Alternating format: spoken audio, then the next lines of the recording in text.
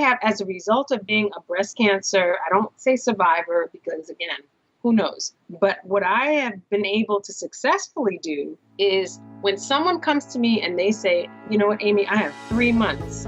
I have to swallow and I have to say to them, hey, chick, what's going on today that we need to talk about?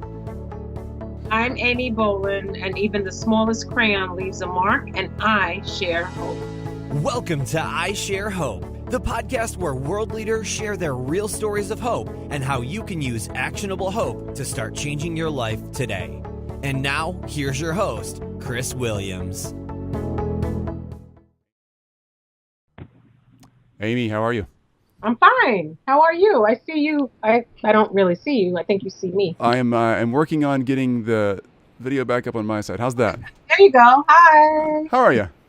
Good. Thanks good. for your time. Oh, no problem. Sorry. So, walking the dog. What kind of dog do you have? I have a Scottish Terrier, and he's going to bark while we're on, but that's okay. Because Okay. And are you living in the city still? I'm actually in Kew Gardens. I'm in Queens with my husband, my daughter, and my son's at boarding school, and he's graduating this year. Oh, wow. Fantastic. Very. In Queens with the family. Is that quite a process, just getting around and doing everything? Oh, my gosh. You know what's good about it is that we travel with minimal means as far as taking the train. Yeah. And seeing all types of people. We're very much integrated into the New York scene. That's great. We are where we are and what we are. I think that's it's cool. a great place to grow up as a kid. That's fantastic. Yeah, and where are you? We're in Memphis, Tennessee, and I have 5 kids. Oh my gosh! I know, they're great, and a dog and 2 cats. But we have a little more space than you probably have in the backyard. We're in a little apartment, so yeah, I know, a different world. But we're having a good time. It's a nice place to live, a good place to raise a family. I was born and raised here. My wife was as well. I think her family got off the Mayflower and ran right over to Memphis. So I can't figure out how far they go back, but they go back a long way. That's great. It is. Mine too, but I don't know where because of the slave trade. But that's another story. It's a fascinating story, and I don't know how it enters into everything you're going to share today, but you go wherever you want to with the interview. But I think I've not talked to anybody yet from an interview standpoint that was directly connected to slave trade or a slave family, owner or slave side. The closest one I had, there's an interview coming up soon, a fellow named George Maybin. And he was walking me, during the interview, he's walking me through photos of his family. Fascinating. I got to meet him live. And he, if I think this right, one of the grandmothers on one side of the family was actually, he's an African-American gentleman. She was an African-American living in New Orleans. And the picture, it was a great grandmother.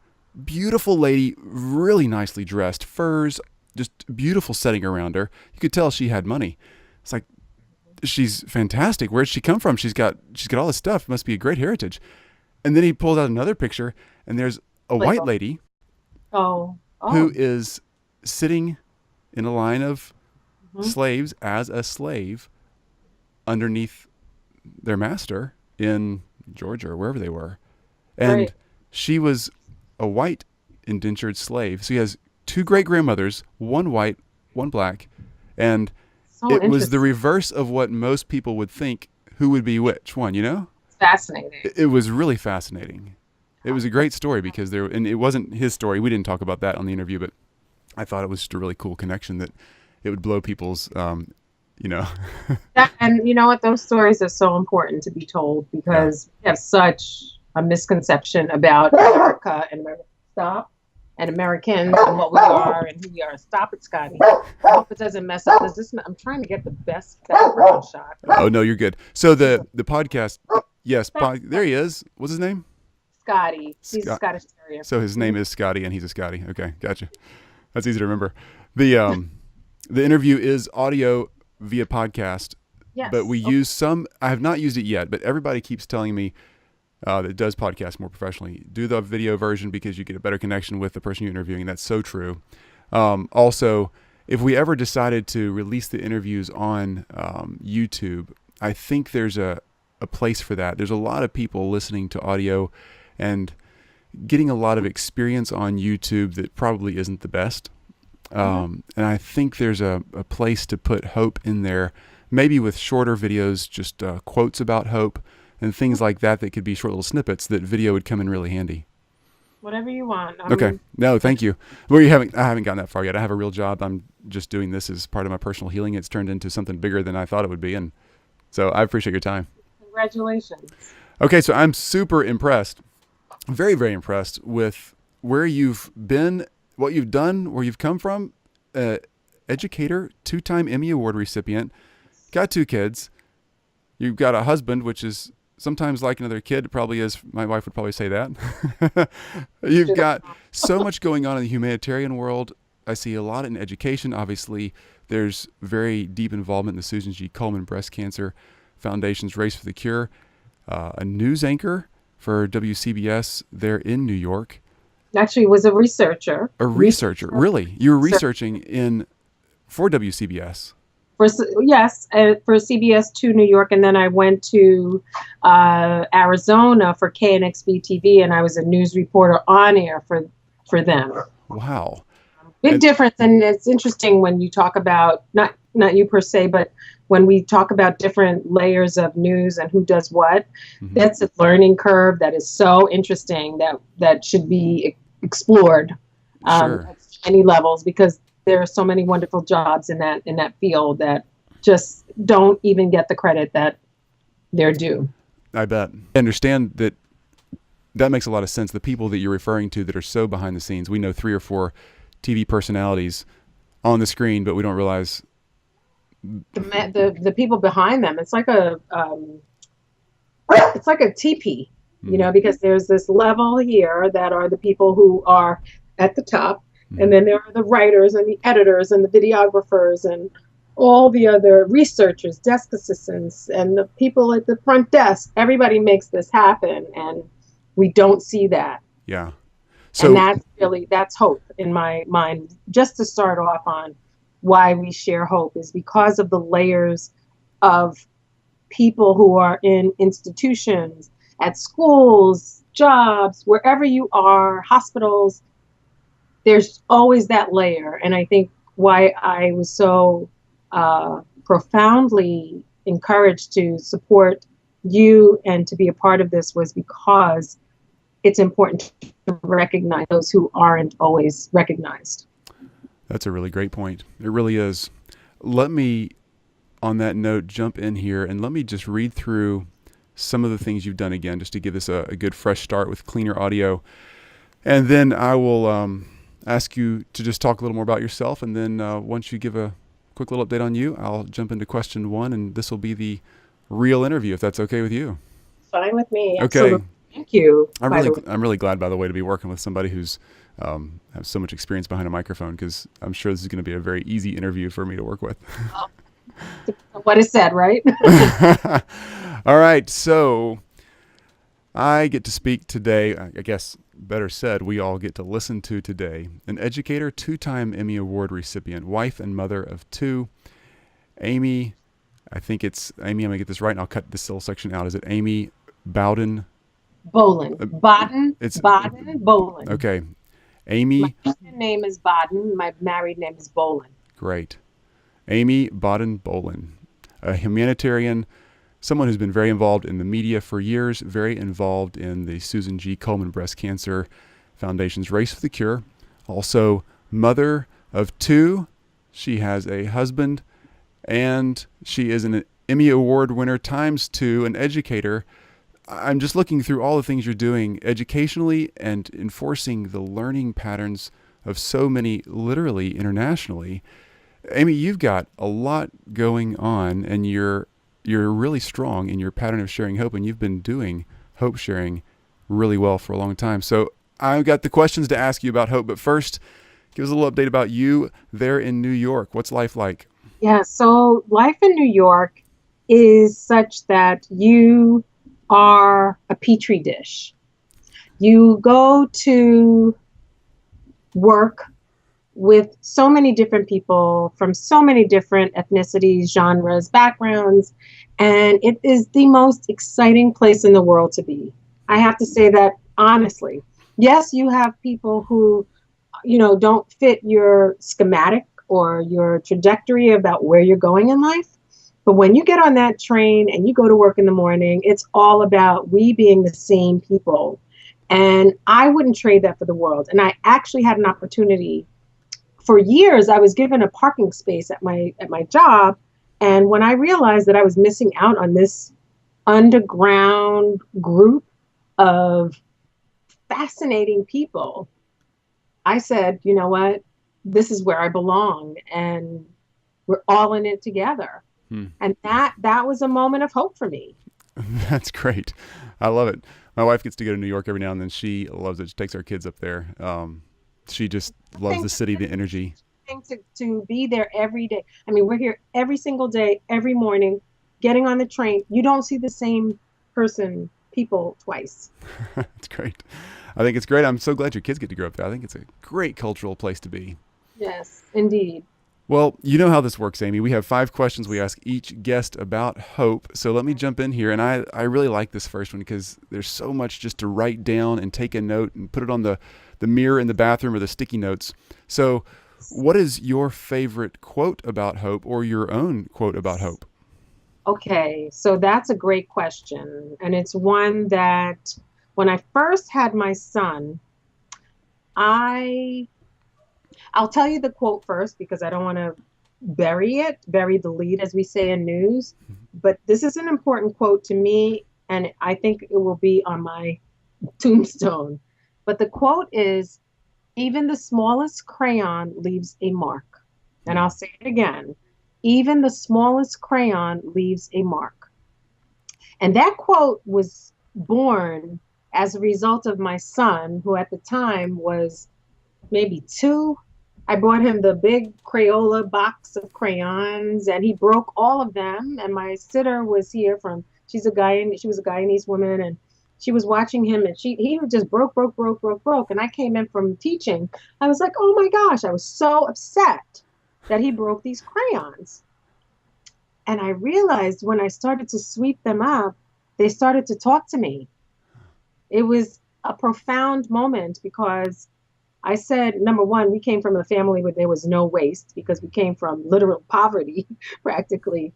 And I couldn't throw them out. And then the crayons, I started looking at them and I said to myself, he broke these crayons, but he's only 2. And then I started to sweep them up. And before I put them into the garbage, I said, no. We're going to put these into a container where he can use them again. And then I saw this little black crayon. And I said, this crayon you can use this crayon.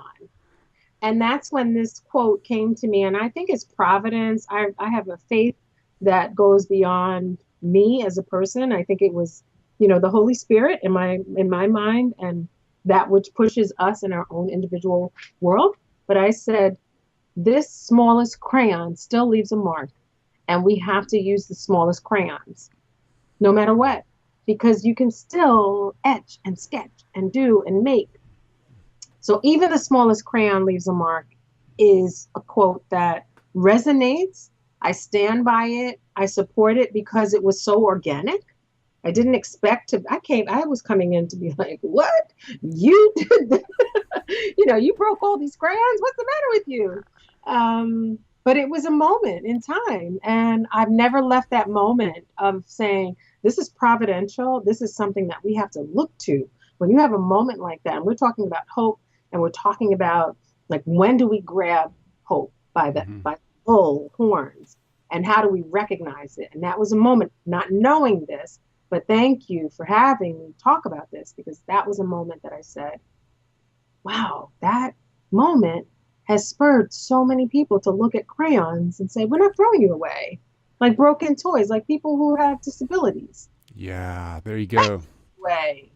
You're so right. And in my own journey, and I know in the journey of others, there's that time when you really do feel like you are the small little broken crayon, and you may be causing more trouble than you're worth, you might feel like, and that's so not true. We are all intrinsically valuable and useful, and just useful is the wrong word. We have so much more value to add to ourselves, to add to the people around us in our communities, that you can't put a price and a value on something based on its size, or if the wrapper's already torn off, or if the edges are a little jagged. Yes. Yeah. Question number 2. I love that. Thank you. Question number 2.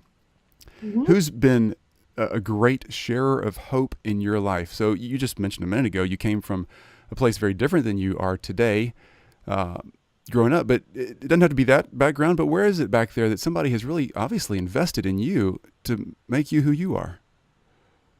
I have to say one thing for certain. There are numbers of people who I think collectively as a group, anybody listening will attest to and totally support the fact that we have more than one person to say, this is the person or these are the people who got me to where I am. Because this is a melting pot.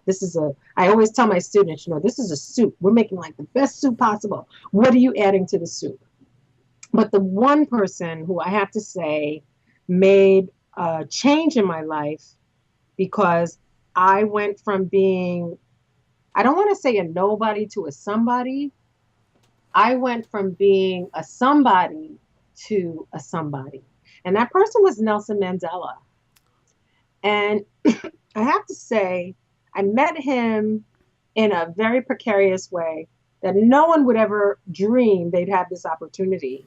Because again, I draw reference to the fact that I came from a very, very humble, not poverty, because we had love and we never associated poverty without love, because we had a lot of kids and my parents were together, and it was like, you do what you have to do and you work hard and you don't blame anything on anybody.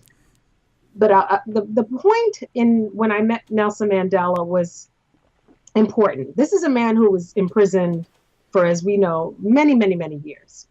I was starting my career in journalism as basically someone who was getting coffee. I was getting coffee. Sure. and mixing, taking people who had mail and putting mail in different things. When Nelson Mandela came to Newark Airport in 1992, I was in my early 20s, and I begged the reporter who was going out there, who's now deceased. I begged him. I said, please, can I go with you? My great-grandmother, I didn't know anything about Nelson Mandela, mind you. I was like, I just want to go because my grandmother and my great-grandmother talked about this, and this is my father, and blah, blah, blah. I was so taken by the fact that I'm meeting somebody, I don't even know if I'm meeting them, but I'm actually being in the presence of somebody who's supposed to be so great. So to fast forward a little bit, I get to Newark Airport with this reporter, and there were throngs of reporters, everybody from all over. This was the first time Nelson Mandela was at Newark Airport, coming out for the first time since his release from prison. I was amidst so many people all over the world waiting for him, all reporters. And I was telling my students the other day, because one of my students interviewed me, and I was trying to see him. They had everything at the tarmac with the press, and all the lights were, you know what he does? I'm looking up like this, trying to reach. He looks at me.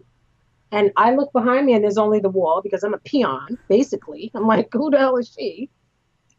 He looks and he says, you. I'm layers deep. This is a true story. Wow. Layers deep. And I turn around and only the wall is behind me. And I was raised to be very humble. My parents would not have anybody raising, hey, how are you? He told his security guards, get her. Why? True story. I don't know. Here's what I've been able to think about and process since that time. This is a man who was in prison for 27 years. He was looking out of a window toward hope. The hope was through that window. And I think when he saw me looking up to him as this young coffee getter, to say, we have all these celebrities waiting for me. I want somebody who is the bud of a flower. Mm-hmm. Do you know what he did? He sent his security guards, lifted me up. Oh! Scotty. Scotty loves this story. Right? Yeah. Yeah, he does. He's a Big Mandela fan. His security detail, they lifted me up, carried me over all of the chairs right to the tarmac where he was. And he saw me and he stood by me and he said, now the press conference can begin. Wow. The crowd went wild. I was a little researcher at CBS. I was in trouble. I was like, oh my God, I'm going to get in trouble because we're not supposed to be a part of the story. You're supposed to be back getting coffee. Your boss is going to be mad. Where's the coffee? Yeah. And my great-grandmother was like, oh my God, we live to die for this. You have to get us these pictures. So what a beautiful photographer. Again, hope. We're talking about hope, right? One of the photographers who pictured and took us on camera, he said to me, you don't know me, but I'm going to send you this picture because one day you'll appreciate it. Because I think I was like 24, 25. It was 1992. And I said, could you sign my reporter pad? I was so new to the business. And he was like, of course. This is a man who just got out of jail, who was banging rocks, who was fighting against apartheid. I mean, he was more than what I knew he was. But that defining moment said to me, you know what, Amy? You have to take what he did and use it for everybody else you come across. You have to give everybody a chance, no matter who they are, no matter what walks of life. He gave you a chance just to be, I don't know if it was a photo op. It didn't matter to me. It was like, I'm in a company of greatness. And he's telling me, you have to pass that torch. And you don't have to have money to pass a torch. And that's what hope is, which is why I'm so grateful that you invited me to speak, because you don't have to have money to pass a torch. Oh, wow. And hope is that there's no money attached to it. It's free, right? It is. That's one of the unique parts about hope. And I think that's why I'm so stuck on it. And that's why I'm really committed to sharing it, is because it's one of the few things I've found that doesn't slip away. It slips away. It's really hard to hold on to it sometimes. And sometimes it tries to pull away, but you don't have to have something or know somebody to get it back. It's part of you, and right. And it's waiting for you. I don't think it's minus someone. I think it's plus someone. And I think we have to make it clear that someone sparked this, that it's not independent of who we are. And that's our interconnectedness as people. That it's not about me. It's not about you. It's about how do we get to be connected? Yeah. And that is like what goes on in our body when we have veins and all of these other things that happen in the sky and the stars. I mean, we have to be mindful of that, not negate it as, well, it just happens. No, we have to be mindful of everything. Boy, you're so right. Thank you for sharing that. I'm assuming that picture is somewhere that maybe you could email it over? Oh my gosh, it's all online. Okay, good. Be sure when we get done talking, shoot a copy of that thing or a link to it at least, because I want to include that in the show notes. I think it'd be a great one to have. One of my best moments. I bet. That is a moment. And there are more, but, to have that connection to Nelson Mandela, I'm telling you, I cannot tell you how much him seeing me in the back of a throng of reporters and saying, you come here, was like someone feeding the poor. There are a few people on the planet who have been on the planet, I wish he was still here, that have had an impact on so many people because of the way they handled themselves and their hope, their dreams. And he's just a giant. Yes, he is. It sounds like he's a giant because he was so humble and so willing to not just deal with the famous people. He wanted to be real. Yeah, he wanted to see that vision that he had in his cell to see, I'm nobody right now. And amazing. Well, tell us another story. I wish we had 2 hours for this podcast episode. So tell me another story about you. Question 3 is take us back to a time and paint the picture and kind of Take us to that place where you really had to draw on hope to get through something in your own life. Yes. So I think part of what has made me someone who has hope and faith is I never thought I would be defined as someone as a breast cancer survivor, because I have been a supporter of breast cancer from the time I can remember. I never thought I would be someone who would, I don't say victim, I will never tell myself I'm a victim. I will never tell myself I'm a survivor. My daughter likes to say, Mom, you beat cancer's ASS. I don't challenge cancer because I feel like it's its own thing. Like I've had it. I've had to struggle with it. And it is something that's very real. So my story about a hopeless time came when my son was accepted to the school of his choice. And the next day after we took him out to dinner, I was in the bathroom and I was, doing whatever. And I saw this tiny little dimple on my left breast the day after he was accepted. We had spent 9 months getting him to be in all these schools, and he was accepted. We went out to dinner, and I went in, I looked, and I immediately, the next morning, I broke out in like a cold sweat because I knew something was wrong. I saw an indentation that was just not even a hair. You couldn't even see it with your human eye. And I said to God, you let my son get accepted to this school, and now you're telling me I have breast cancer? I didn't know what was happening. Now I can't see my son graduate? I was so angry. And this flush of air came over me, and this is what happens when you've been diagnosed with something that comes out of the blue. And anybody out there who can appreciate being diagnosed with anything, I don't care, male, female, gender, whatever it is, there is a moment where you just come to terms with why. And my why turned into, okay, so what do we need to do? The first question I asked my doctors, one question I asked was, how long do I have? I want to make sure that I either don't have enough time or do. We can't tell anything, Amy, until we go and get this out, and we have to start. Everything is about test. Hope. Yeah. Always goes back to hope. How long did that last? Oh my God. It never stops. It always lasts because you're always wondering, is it going to come back? Yes. And you even have parents, you even have people saying to you, don't you always worry about the second foot drop, the second dropping? And I always say, yeah.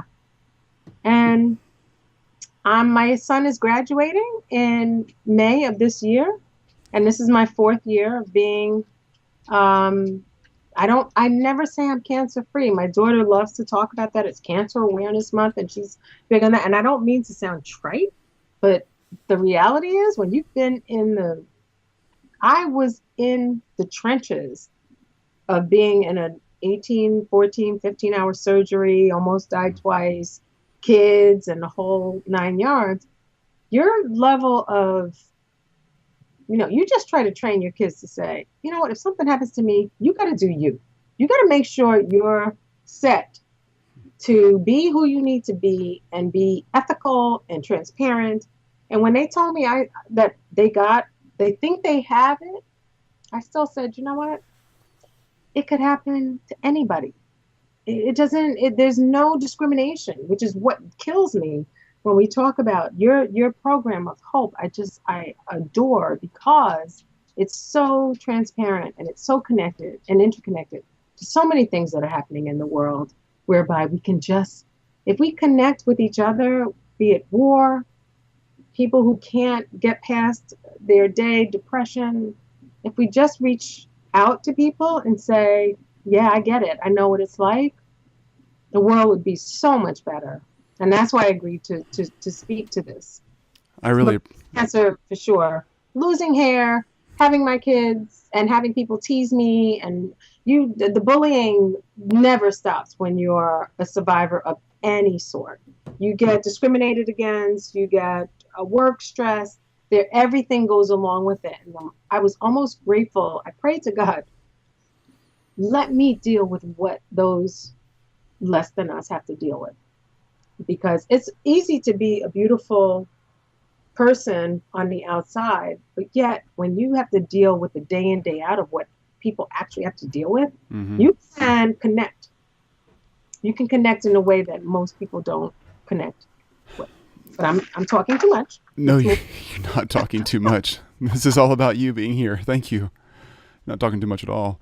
So tell me, when you're still dealing with the question of, is cancer going to come back?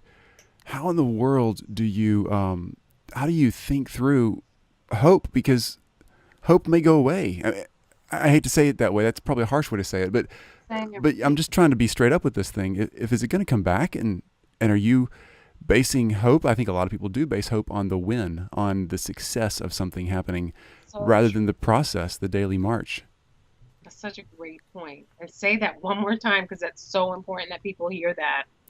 Yeah, I think people base their hope on the win, or the finish line being the success that they want it to be.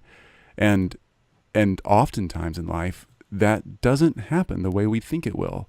And there's something that we have to come back to that keeps us hoping when we're not focused on the finish line. We have to focus on the steps. What's today? So how are you staying focused on steps today?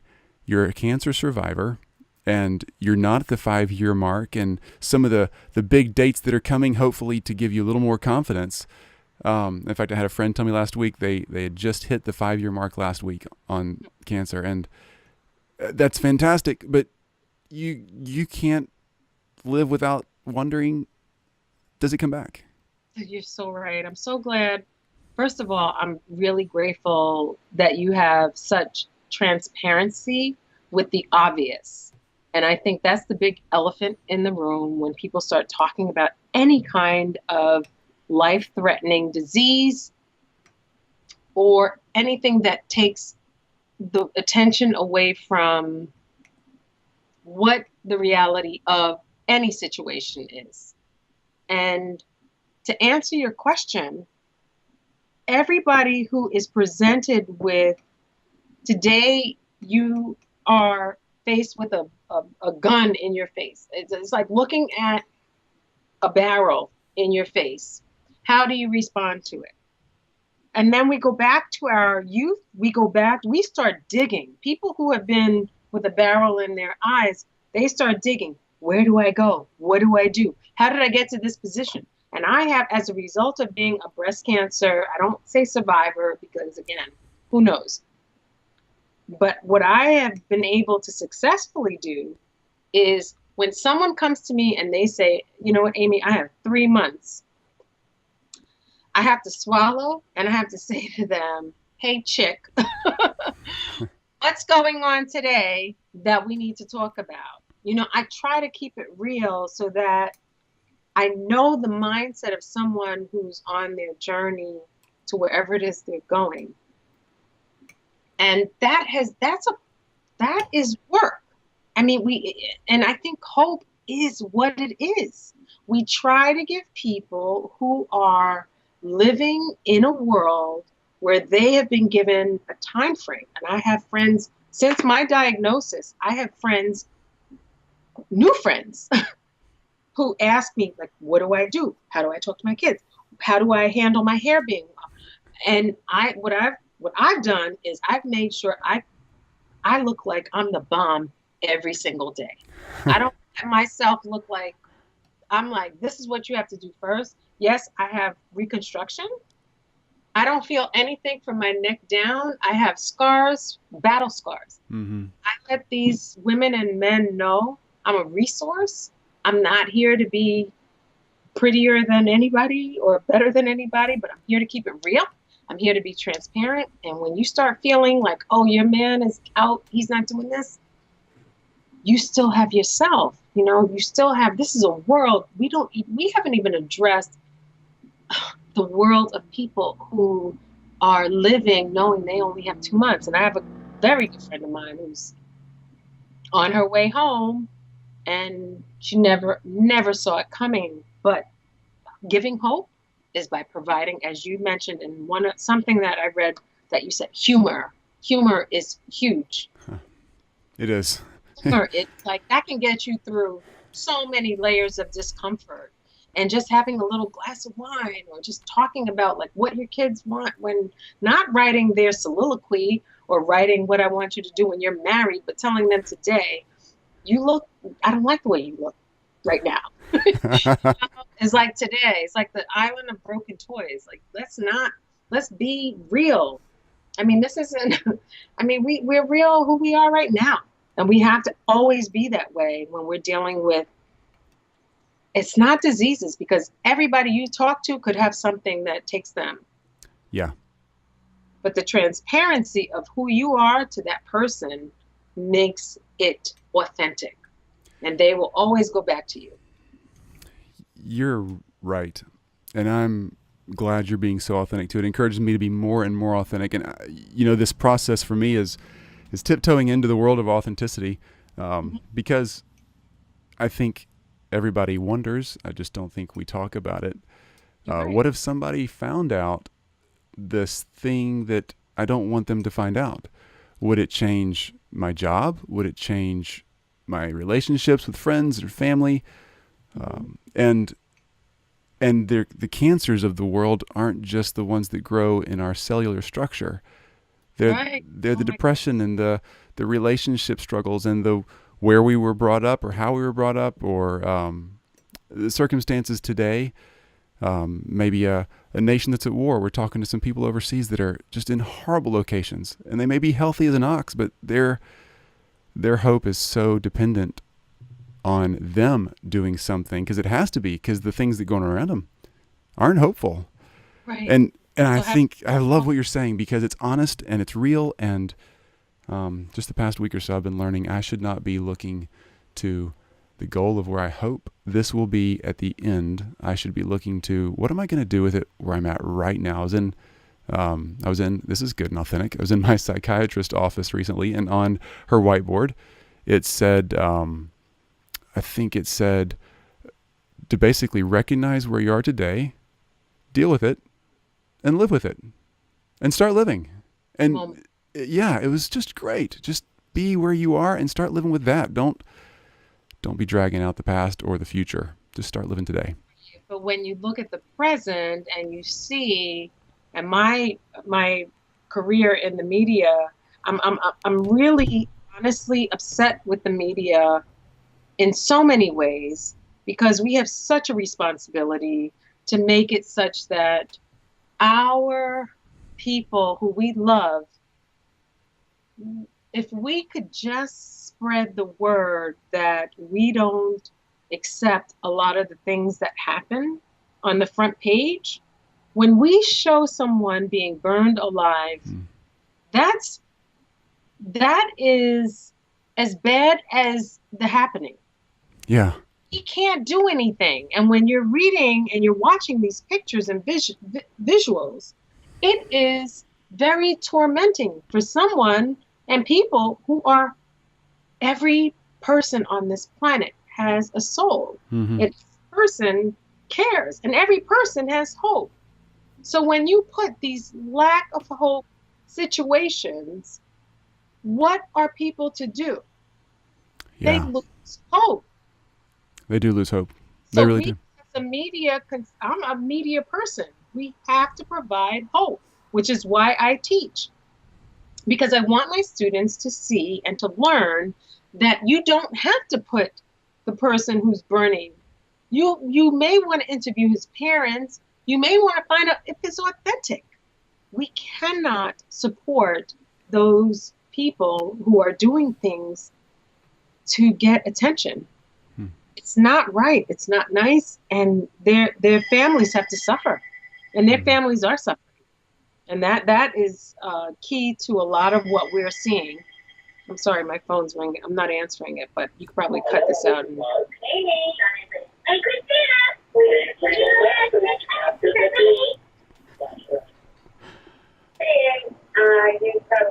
It's my mom. Okay, that's my mom. You can say hi to Mom if you need to. She's my biggest support system. She gets it. She thinks I'm too community service oriented, and she wants me to not be nosy and involved. But I've been this way since I was 7.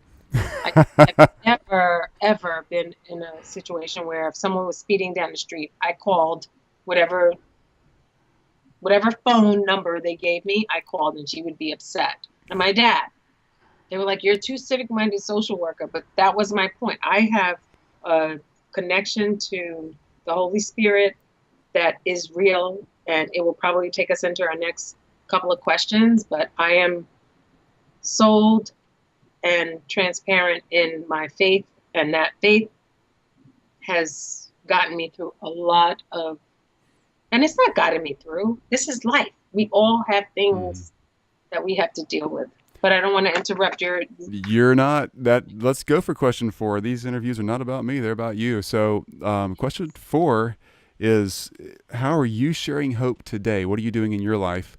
And I can read through your bio here, and it'll be on the website for those who want to.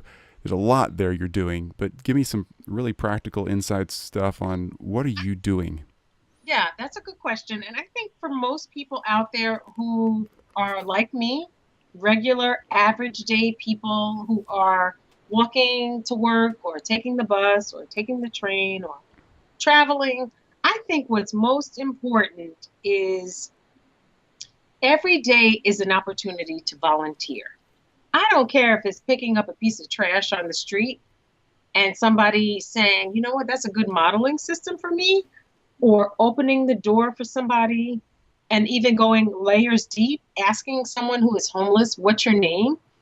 And I have to share a brief story. It's not a long story, but I saw this man on the train like for the past month and a half, maybe 2 months. And every day he would shake. And I would see him and I couldn't understand what the heck is wrong with him. But you see, in New York City, you see homeless people all the time. Yeah. So finally, I took my courage because I was scared because I didn't know who he was or what he was about. And I said, "What's your name?" He said, "Daryl." And I said, "Daryl, I'm going to get you dinner." And I got him dinner, and it wasn't like a piece of chicken and rice. That was fine. And the next day I bought him boots. P.S. When I got him boots, I said, "Daryl." He was like, "Yes." I said, "Where are the boots?" He said, "I didn't need them." I said, "Okay." But I developed a relationship with him. So I think one thing that I think is important to anybody out there who is civic minded and really, you really want to connect with people who have less than or need, develop a relationship that goes beyond just giving bread and, a good cheer. Like, people are people. Ask someone who is homeless, "What is your name?" When I asked Daryl his name, it's almost like he forgot what it was. He said Daryl. So when I go to him, I haven't seen him since. So I'm really worried. I don't know what's happened to him because I haven't seen him in over a week. And I would say to him, "Daryl," and he would come over this cloth that was like this black cloth. And I don't have to answer to anybody. I'm not getting this for a prize in any contest. It was just, and my daughter is funny because she's like, "Mom, we have to get the train." I was like, "Wait, I got to say hi to Daryl." So moment to moment to moment. So that's one piece of advice that I would give people. If you're a hope person and you really want to spread this good news, you really have to go beyond your comfort zone when it comes to who do you want to help and why. We have people who are I see women and men every day carrying strollers down steps. That's a hell of a accomplishment. It is. It's a big job to do in the city you're in. It really is. We have people who are in senior citizens' home. They're never visited. Mm-hmm. We need to be deliberate with our visits, with our hope, with our cards. Just sending cards to people is so much fun. And if you can get your kids involved in just sending like Valentine's Day cards to the homeless shelter or to the elderly home or to your grandmother's best friend or making that call.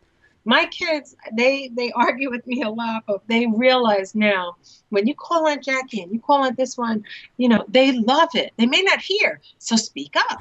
I just want to have a website where you say, speak up, let them hear you. We came on their shoulders. We're standing on them. I'm going to talk until you can't stop, but go ahead. No, this is good. I don't want to stop you. Say that again. Every moment is volunteering. Every moment is volunteering. That's a really interesting way to look at things. Wow. You're right. Yes. We think like you defined a minute ago, well, is helping Daryl the thing to do to get an award. So you got a couple of Emmys on your shelf back, in the office, but are they above you right there? They are. I'll show you. I want to see one. Oh, okay, cool. If I don't break one of them, but don't break it. Would you mind putting that in a FedEx box and sending it over? I'd love to keep that on my shelf for a while. I'm sure. I actually will break it. No, leave it up there. Don't hurt it. So you got a couple of Emmys, and you can obviously hit the competition side of things. But if every moment is volunteering, then even when you're sitting in the audience about to walk the red carpet to get an award, the person you're sitting next to, there's still a volunteer opportunity there for you to love and respect and deliver more hope to that person. Yes, that's a great idea. You said it best. No, you said it best. Well, let's go for the third Emmy so you can volunteer to the person next to you again. Well, I think when it comes to Emmys, they are literally, to me, it's not the statue, it's what you gained from the experience. And there's no greater reward than having a student come to you and say, you know what you did, Miss Bowllan, you helped me get to this point, or you did that. The Emmy is its own side story. And in news, as a professional news person, we always say, you're only as good as your last story. So if I didn't leave my students tonight with something that they can reflect on and about, I'm no good. So that's hope for my students, because I want them to say, Miss Bowllan is a new flower tomorrow. Wow. She bloomed, she blossomed, and I can blossom with her. We're all in the same trajectory of flowering, and that is so cool, because our kids deserve to be in a garden. They don't deserve to be in some old school 20th century modality of what it was like when they were sitting in rows. And I mean, there's so much for them, and we don't appreciate that. And I'm a renegade, and I will never sacrifice my students' future for current day way of being in the 20th century. That I won't do. Good lesson for so many other areas of life. Amy, I think you've hit question number 5 on your own here. The question number 5 is really practical, actionable ways that we can be sharing hope in our own communities, and you've nailed it. So thank you. I really appreciate the steps of volunteer. If every moment is a volunteer moment, I think that is going to be my takeaway from this conversation, among so many other just thoughts I'm going to think about tonight, just working through your story. And if every moment is a volunteer moment, then that really changes the way that I look at everything. Walking across the street with my kids to school, getting the mail from the mailman, the grocery store, to seeing a client at work. It's an opportunity. My parents were very instrumental in having a bunch of kids. My parents, everybody asks, well, did your parents have all the same kids? Yes. Both my parents were married. They had a lot of kids, just like the Irish families had.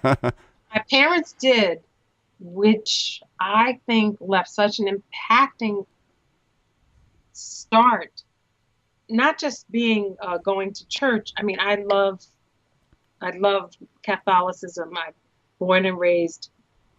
But what they did, my father particularly, he said, if you see somebody coming down the road and they can't get to that door, You stand there and you open the door for them. And I taught my kids that, and it's inherent. Mm-hmm. You know. And today I was on a train coming home from school, and there was an old Jewish man with he had his I don't know what it's called, but he had his on. Yep. And I felt horrible, and I'm like, they should make me the MTA police, because I get so annoyed when people don't get up. Uh-huh. And he was looking around. I said, and there were these other Indian guys with their wraps around their heads. And when I saw that someone was getting up at a train stop, I said to the Indian guy, you tell him to sit here. So we have a black woman, a Jewish man older, and we have a Sikh. And the Sikh told the Jewish man to sit down because I told the Sikh that the Jewish man needs to sit down. That is the beauty of New York. Yeah. I didn't need the things.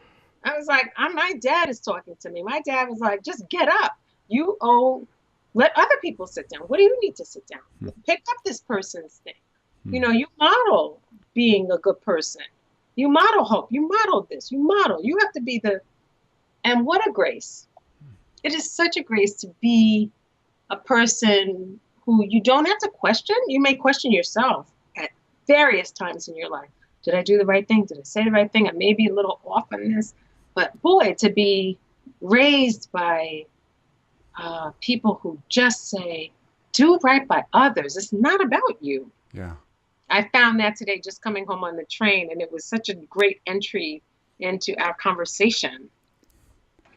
I think I love it. I wish we could go all night doing this. This is really good. Maybe you could just put a British accent on or something, and then we could interview you again for another episode. Anytime. We have so many connections and so many things that we have to do as a people. Yeah, you're right. We really do. All right. Well, last question, I think, for you, Amy. That's not one of the 5. It's just a fun one. When you need to listen to something to kind of get your spirits up and have some fun, what kind of music you popping in? What's your favorite song, band, whatever? Okay, so I love Michael Jackson and the Jacksons. Can You Feel It? Yes. Feel it? Can you feel it? Because he talks about the blood that is inside of you is inside of me. All the children of the world should be loving each other wholeheartedly. And it's true. Beautiful. It's right, because the message that you have, I have it too. Mm-hmm. I think it's so inspiring. I get up in the morning and listen to it to get me going. And The Impossible Dream by Luther Vandross, he didn't sing it initially, but to dream the impossible dream is huge. If students come away with being able to feel the fact that we're in this together and dreaming the impossible dream, we will be set for this new generation. And it's exciting. You're the first person on an interview to mention a song that's already been mentioned by somebody else. I was waiting for that to happen. Kind of curious. There's a little bit of research project going on here for sure. And this whole music thing is just me having fun to see what do people of hope listen to. The Impossible Dream. To dream the impossible dream was mentioned a few weeks back. That's awesome. So we need to put that out there. Yes, we do. Obviously, it's a good one. It's so monumental because of so many things that we're not doing right now, and we owe it to our kids. We owe it to our kids to be so passionate about life and being transparent. If we don't do that, something is freaking wrong with us. You're right. We have to be so passionate and crazy about it. We have to be. Oh, wow. You could keep going. I wish we could. I try to keep these things in that 30-minute mark. Twitter. Follow my daughter on. Yes. Okay. Say that one more time. I cut you off a little bit there. So where do we follow you? My daughter is my inspiration. She's at Twitter, C Bowllan. She is the bomb in so many ways because she has, at 11 years old, got me through not only breast cancer, but chemotherapy. She started her own Twitter page for breast cancer survivors, both men and women. She's 15 and she's just freaking rock solid. I bow to her. She's like Because you don't know what it's like to have a mom or a dad who's damn near death. Yeah. She's like, you know what, Mom, I'm keeping you up and I'm not going to have you be dissed. What a hero. A lot of people, when you go through the kinds of things that people who have suffered, you get dissed in the real world. And we have to, that's another show, that we have to stop having people who have disabilities or who have, struggles. They should be treated like the elderly. Like you have to raise them up. You can't diss them. And so my daughter is a maverick. And if you follow anybody, follow C. Bowllan, CBOWLLAN. She's on a realm of stuff. And Scotty, does Scotty have a Twitter account? Scotty is great. He doesn't have a Twitter account, but I do it. A. Bowllan. So we're looking for at C. Bowllan and at A. Bowllan. A. Bowllan. I'm on Twitter. I'm on Facebook. I'm on LinkedIn, Pinterest, and always available. I have so many people asking me just regular, everyday questions about what it's like when you first get diagnosed. And those days are so important to get under your knowledge radar. Like, do you drink like lemon water? I took lemon water with me when I was on chemotherapy, and that was the best thing. I didn't have any of the problems that I had, but we need resources, and that's hope. That is what hope is. Having the ability that you have been so graced with to extend your I don't even know what to call it, but your gratitude and your own experience to say, this matters and I'm going to extend it. And that's a blessing. You have been a blessing for sure. I think your daughter takes after you. That's obvious. I think she came long before me. And she's told me, but you came as a result of, what hope actually needs, what we need right now in this day and age. And I'm really grateful to you, Chris. I can't tell you. Amy, it's a privilege to talk to you. It really is. Thank you for your time. Is there a website or anything else? In fact, I'm going to, is there any other site, blog, link that we should have besides social media? Well, I had a blog for 7 years at School Library Journal, which is a blog that talks about so many different types of people. It's if you just type in schoollibraryjournal.org and type in A. Bowllan, you'll find all of my blogs for 7 years that span the globe. I've interviewed everybody from all over the world. I mean, plus I'm on LinkedIn, I'm on Pinterest. I keep update on my Twitter feed that is always focused on daily people doing real things. And it doesn't matter who they are. It doesn't matter what ability or disability, if that's such a thing, but it's inclusive, and it has to be, because that's the world we're in. And we have to be proactive in making sure that we represent everybody in this world. And if we don't, something's wrong. You're right. And I am glad to be learning from you. Thank you, Amy. It's been a privilege. It really has. Thanks for your time. For your time. So, Amy, now after the interview, 2 last questions from you. We are done with the official part here. Everybody gives me some quote about, I'm Amy Bowllan and I share hope. Or however you want to flag yourself. If you want to say, I'm Amy Bowllan and this and this and this about me and I share hope. I'm Amy Bowllan, and even the smallest crayon leaves a mark. That's beautiful. Can you say that one more time and then end it with I share hope? Sure. I'm Amy Bowllan, and the smallest... Sorry, we'll start again. Can you edit that? I can. Is this your first time to use a microphone? No, I'm sorry. I just never said my quote so many times. I'm Amy Bowllan, and even the smallest crayon leaves a mark, and I share hope. Beautiful. Amy, you're tremendous. I'll cut out the part of me making fun of you, too. It's okay. And no. Please. Oh, my gosh. You say what? And the dog. Yeah, no, I think Scotty forced his way in a few times. I think he's in. The dog is do some editing. All right. And then if you were going to hear this set of 5 questions answered from anybody in the world, obviously you were referred by someone else. Yes. Who would you say, you've got to talk to this person? I thought about that before when I was on the train. I wish you could say Nelson Mandela, because I would love to, but he's such a freaking maverick. I love your term there, maverick. You keep using that. That's a great one. Yeah, well, he was that and is that. God, I could think of 1,000 people. Can I get back to you on it, or do you need?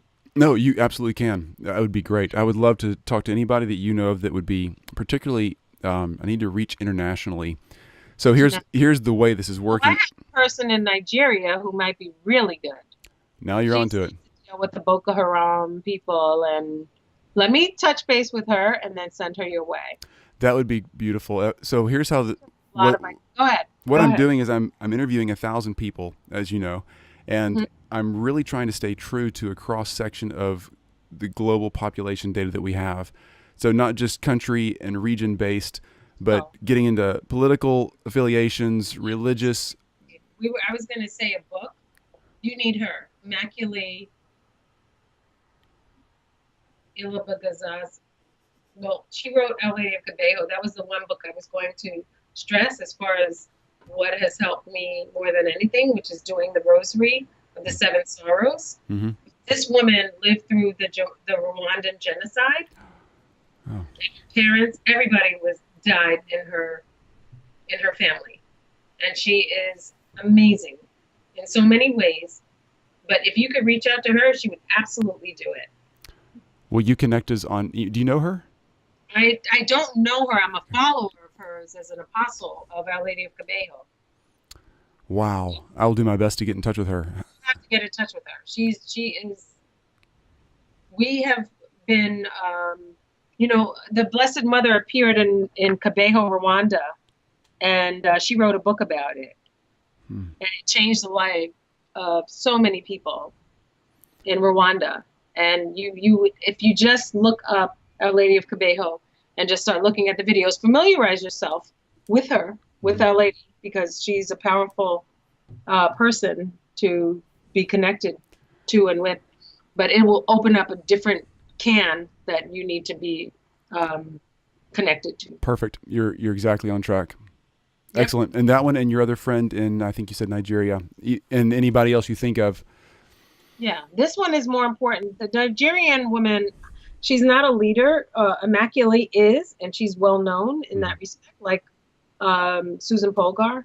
But Immaculée, we spread the gospel of Our Lady of Cabejo, and she will tell you what it's like living in a bathroom in Rwanda with 14 people during the genocide. I mean, it was absolutely awful. Wow. Okay, I will do my best to get in touch with her. Get in touch with her, and I'll do the same. I'll try. She's on Facebook, she's on Twitter, but she lives in Queens, in New York City. No way. Yeah, she does. And the Blessed Mother left that town. She didn't leave, but she was there in the 80s. Oh. And it's a real story. And it's been approved by the Pope. It's been approved by everybody, the apparitions that happened. Wow. That saved my life. I will do my best to reach out to her, and if you figure out a way to reach out to her. Yeah, I will. I mean, I absolutely. But when you talk about hope, that's what you get what you ask for. Yes, you do. Okay. I think that, will you do this then? If we get to have her on the show, I definitely want you to be introducing her. A lot of times we have a previous guest introduce a next guest. So would you do the same thing that you just did a minute ago, introduce yourself, and then, Bowllan, and then you're about to hear from so-and-so. She doesn't know me because I'm a follower of hers, but that doesn't matter. Say it however you want to. I think that's her point of leadership, Yeah, and it's all the Blessed Mother. It's not hers. She knows that this is about the Blessed Mother who appeared in Cabejo before the genocide, and she predicted that genocide. So that's also important. Really? The Blessed Mother predicted and told them this is what's going to happen. And that's why it was approved by the Pope. Wow. Pope Francis approves everything. He approved this. Wow. That she appeared in Kabeho. My dream is to go to Rwanda and Kabeho. I've got some close friends here in Memphis who do a lot in Rwanda. They're there Oh my gosh, multiple times a year. Lady of Kabeho. Or do your own research. You'll see that she's totally. I will. She totally made what could have been stopped and Immaculately wrote a book called "If Only We Had Listened." Well, anyway, do a little recording there and give me an intro to her real quick, as if you're introducing her show, and then I'll let you go. Okay, what do I need to do? You can say, this is Amy, and I'm, however you want to introduce yourself again, and I'm so thrilled that you're about to hear from and introduce your person there. We've actually had people introducing Oprah and so many others that are just, huge, big people that I hope we get to talk to someday. Yeah, so this is Amy, and I'm introducing Immaculately. Exactly, yeah. Okay, did I do it now? Go for it. Hi, this is Amy Bowllan. I am introducing Immaculately Ilabagazia, who wrote the book Our Lady of Kabeho, Mary Speaks to the World, Rosaries of the Seven Sorrows. Excellent. Hi, my dear. Can't thank you enough. Oh my God, this was great fun. All right, so what I'll do is I'll edit this down, and I will share this. Tweet it out. My daughter is going to be She tweeted some stuff, but. All right. Well, this is unusual, but since you've already started the fun on Twitter and Facebook, I'm going to try to get this thing cleaned up and sent. I think I might be able to get it into Friday's spot. So let's see if we can do that. All right? That's perfect. Thank you So much. It was great meeting you. Good talking to you. And thanks, Susan, for connecting us. I know. She's great, isn't she? Yeah, she's terrific. Thanks a lot. Okay. Bye-bye. Bye-bye. You've just listened to I Share Hope. If you're ready to make a change, head to our website at isharehope.com and claim your free copy of the Top 10 Actions of Hope from World Leaders to use hope in your own life. Thanks for listening, and we'll talk to you next time.